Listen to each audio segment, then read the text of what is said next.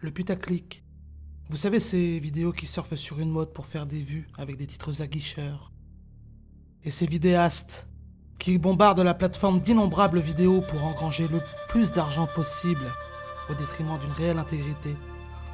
On connaît tous ce genre de contenu, mais pour autant, est-ce un procédé contemporain? Ben, pas vraiment. De 1764 à 1767, deux médias, le Courrier d'Avignon et la Gazette de France, se sont tous deux emparés d'un sujet fort croustillant à cette époque. Le fait est que la sortie de la guerre de 7 ans avait mis les médias à mal. Ils avaient besoin d'un sujet qui redonnerait au public l'envie, que dis-je, le besoin de s'intéresser de nouveau à leur papier. Une aubaine, en l'été 1764, au mois de juin, une femme rentre dans son village, près de Langogne en Lozère. Terrifiée, ses vêtements en lambeaux, elle l'affirme. C'est une bête qui m'a attaqué. Alors, hallucination, affabulation, peut-être disait-elle vrai, mais le 30 du même mois, une jeune fille d'à peine 15 ans est retrouvée morte dans la paroisse de Saint-Étienne de Luc d'Arès en Ardèche. Selon le curé de la paroisse, qui l'enterra sans sacrement car la jeune fille n'a pas pu se confesser avant sa mort, elle fut la victime de la bête féroce.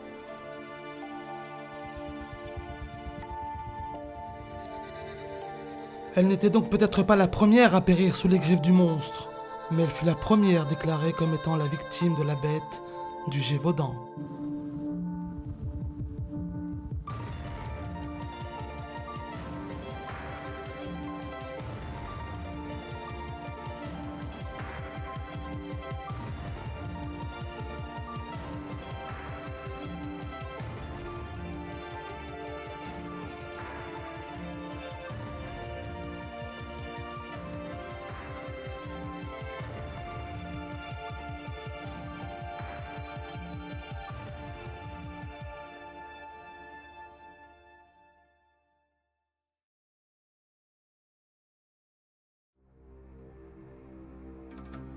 Une deuxième victime est rapportée le 8 août. Âgée de 14 ans, elle habitait au hameau de Metz-Méjean, paroisse de Puylaurent. Elles furent toutes les deux retrouvées mortes dans la vallée de l'Allier. D'autres jeunes filles, vers la fin août, ainsi qu'au cours du mois de septembre, meurent, elles, autour de la forêt de Mercoire, en Margérite dans la Lozère. La chasse était ouverte. Il fallait trouver cet animal, le trouver et le tuer. Mais trop peu d'hommes étaient présents pour trouver cette bête, si vraiment c'en était une. Étienne Lafont, syndic du diocèse de Mende, ayant eu connaissance des faits, dépêcha des chasseurs dirigés par le sieur Mercier pour venir en aide aux chasses qui commençaient à être mises en place. Et ce, toujours en vain. Il en fallait plus. Il avertit donc l'intendant du Languedoc ainsi que le gouverneur de la province des faits. Ce dernier, monsieur le comte de Montcamp, qui, suite aux informations données par Lafont, ordonna au capitaine Duhamel de conduire les opérations de chasse, avec l'aide des dragons. Non. Non, non plus. Ah, on y est presque. Ah, voilà. Ah, merci. Des militaires ayant pour règle de se déplacer à cheval, mais toujours combattre à pied. Considérés comme symbole de la puissance et la vaillance, ce qui les rendait quasiment invulnérables.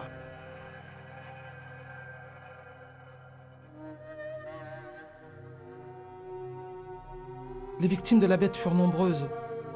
Les deux journaux dont je vous parlais en début de vidéo en firent leur chou gras, matraquant au cours de ces 3 ans leurs lecteurs de plusieurs centaines d'articles à ce sujet. Les atrocités avérées, ainsi que les victimes identifiées, cela n'empêcha pas les médias d'en faire un feuilleton qui passionnait les lecteurs, romançant sans doute les faits pour être plus vendeurs, plus sensationnels.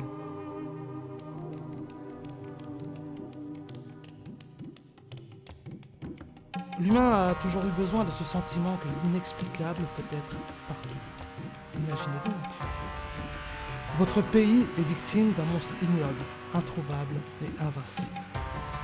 Cela met l'individu au cœur d'une chose qui dépasse l'entendement. Il n'y participe pas directement, cela ne l'implique pas implicitement, mais il a l'impression d'en faire partie. Cela se passe chez lui. On retrouve ce sentiment de nos jours quand, par exemple, l'équipe de France gagne la Coupe du Monde de football. Ils ne sont qu'une poignée de personnes à être sur le terrain et ainsi, grâce à leur capacité physique et psychologique, vaincre l'équipe en face d'eux.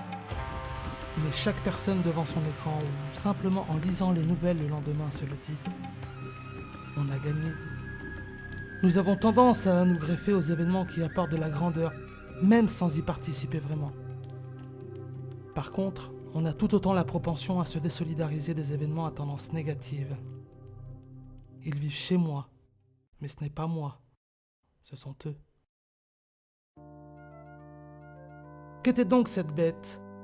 Le 19 juin 1767, un homme, Jean Chastel, chasseur émérite et de temps en temps braconnier, ayant fait bénir 3 balles fondues à partir des médailles de la Vierge Marie qu'il portait à son chapeau, abat un animal de grande taille et ressemblant à un loup dans le lieu-dit de la Sogne d'Auvers.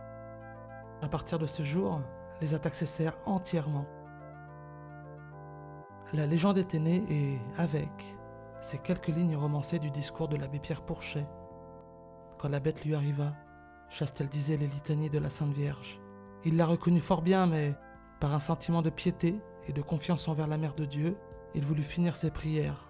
Après, il ferme son livre, il plie ses lunettes, prend son fusil et à l'instant tue la bête qu'il avait attendue.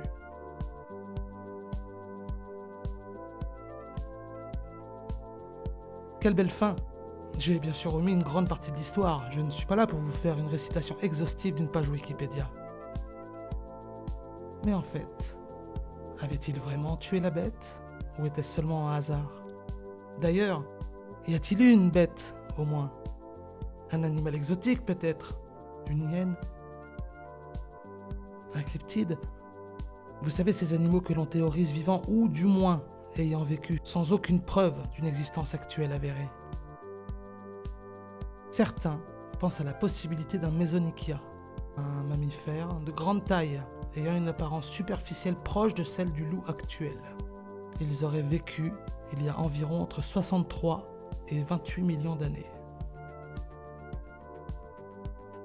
Pierre Guiteau, un écrivain, formule l'hypothèse qu'il pourrait s'agir d'un loup cervier, issu d'une hybridation avec Canis dirus, un canidé préhistorique dont les particularités physiques correspondraient aux descriptions de la bête.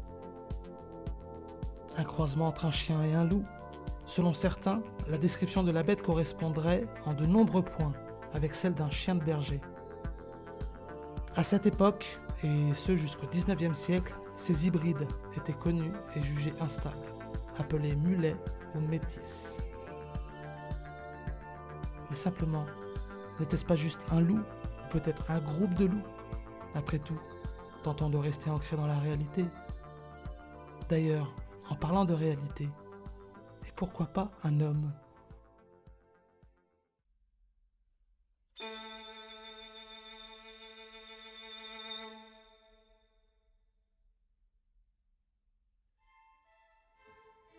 Dans un de ses ouvrages, l'abbé Pierre Pourchet y note une légende selon laquelle 2 habitants de Sangues, dans la région de l'Auvergne, auraient rencontré un homme jugé selon lui d'extrêmement bourru, dont l'estomac était recouvert de longs poils. En 1911, le docteur Puech rédige son mémoire dans lequel il accuse des sadiques d'être à l'origine des attaques de la bête.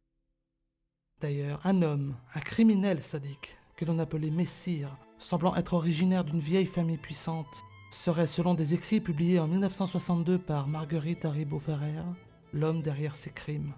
Spéculation reprise par Alain Decaux 10 ans plus tard.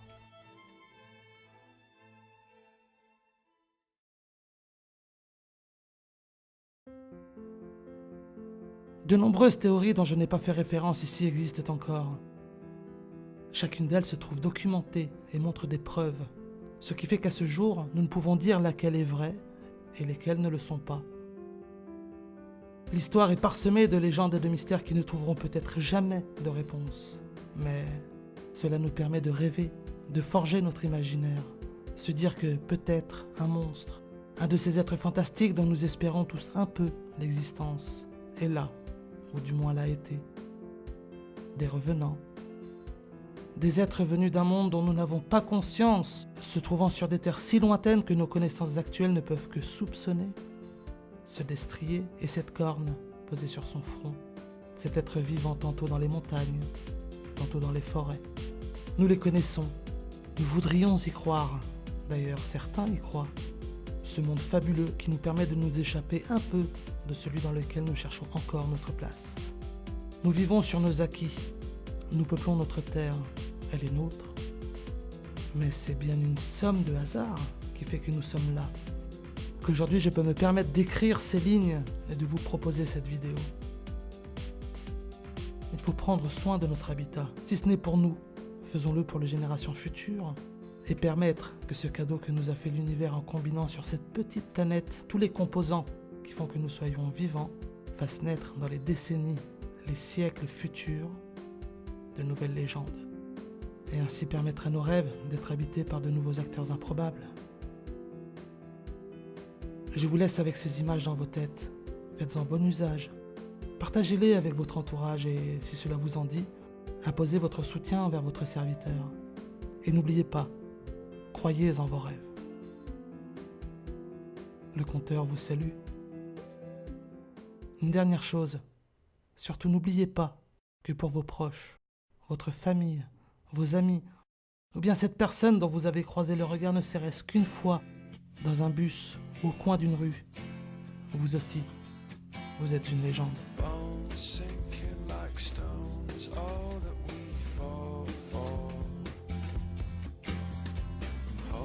Places we've grown, all of us are done.